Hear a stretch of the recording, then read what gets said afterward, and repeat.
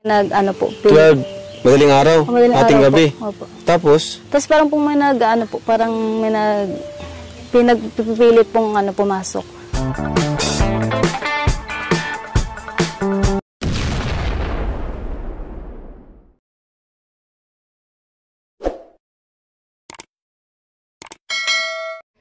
Good morning mga kalingap. Welcome back sa ating channel. God bless you all, subscriber, viewers. Namasyal kami dito mga kalingap sa Sipaway Island, San Carlos City, Negros Occidental.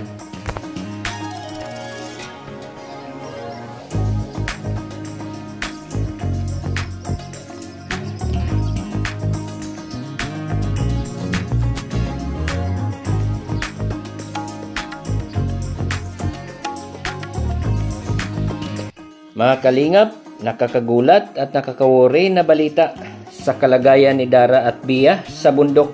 May nagtangka na pasukin ang kanilang bahay. Ano nga ba ang magagawa sa dalawang babae kung may pumasok na masamang tao sa kanilang bahay? Walang problema kung kunin lang ang lahat ng gamit at pera sa kanilang bahay. Ang masaklap baka manghalay pa at patayin sila.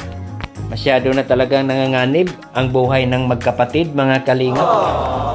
Nasaan na ba yung tatay ni Dara at Bia? Part 12 na.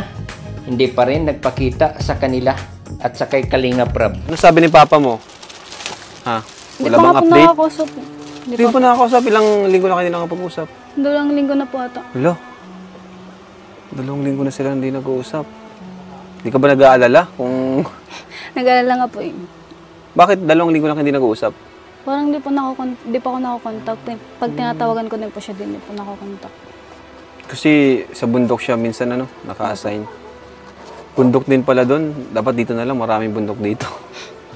Sana naman mag-aksyon na siya agad at huwag na niyang hintayin pa na may mangyari sa kanyang dalawang mga anak bago siya umuwi. Dapat siguro ang bahay ni Dara at Bian ay patayo ng kalingap, hindi sa bundok.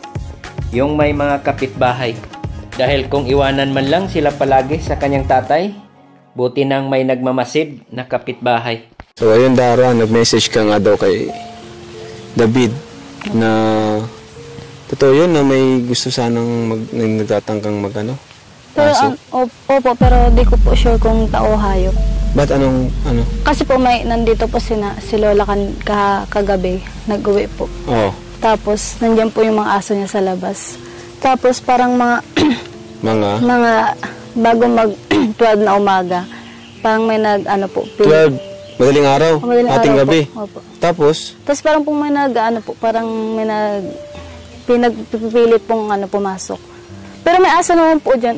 Pag may tao po kasi parang nagbabatok po sila. Pero nung time na yun, hindi bumabatok.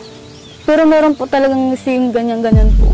Kasi po yung kadena po, baga, pag ginaganyan-ganyan po na po talaga siya. Tapos pagbalik ko po ulit, nag-hig up ako ulit. Tapos, nagbalik na naman po ulit, nagpara na naman po. Tapos yung parang, nag-chat pa ako, kinakabahan pa ako ng Tapos yun po. Pero sa tingin mo, parang hindi siya hayop? Wala pa akong nakita. Parang tao? Hindi, pero parang tao yung pag ganun-ganun? Parang oo po. Kasi po Pero lang po, mahina lang po na nalakas na hina po. Nakatakot naman nun. Yun nga, kaya nag-alala din talaga kami ng sobra nung time na yun, nung nag-chat ka. 12:00 pati, Opo. Di ba wala bang boses? Wala po. Pero nung first time ba nangyari yun? First time po. Kasi kung aso yun, matagal na nangyayari yun. Parang sanay ka na may nagganon. Di ba? Kung aso. Kagabi lang po talaga ako masyadong kinabahan. Ngayon ko lang po kasi yung naramdaman sa experience po.